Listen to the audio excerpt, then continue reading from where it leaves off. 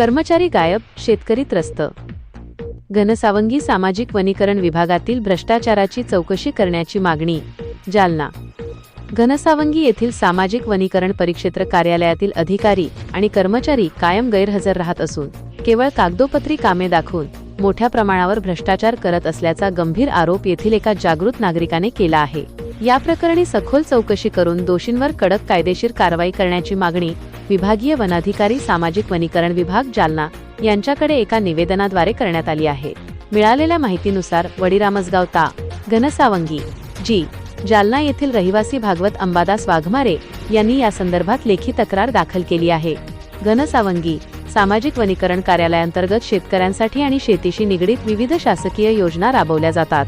या योजनांचा लाभ घेण्यासाठी आणि संबंधित फायली सादर करण्यासाठी तालुक्यातील शेतकरी वारंवार कार्यालयात चकरा मारत असतात. शेतकऱ्यांची अडवणूक आणि भ्रष्टाचाराचा संशय, परंतु या कार्यालयात कोणताही जबाबदार कर्मचारी कधीही हजर दिसत नसल्याचा आरोप तक्रारदाराने केला आहे.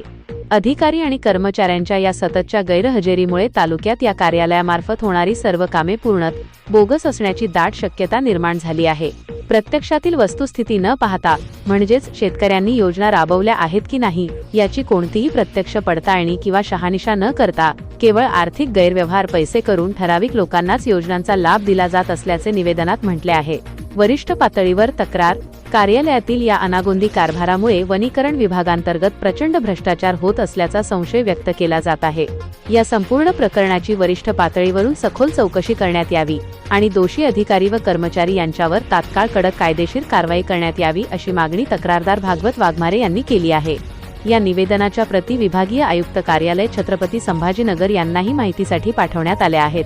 आता या गंभीर तक्रारीवर वनीकरण विभाग काय कारवाई करणार याकडे तालुक्यातील शेतकऱ्यांचे लक्ष लागले आहे. लोकात्मा न्यूज चॅनलसाठी प्रतिनिधी तरंग कांबळे, जालना. भागवत वाघमारे, राहणार वडीरामसगाव, तालुका घनसावंगी, जिल्हा जालना. सामाजिक वनीकरण विभागात गेलो असता तो कोणतेही कर्मचारी हजर नव्हते व त्या कार्यालयाला टाळा लावण्यात आलेला होता.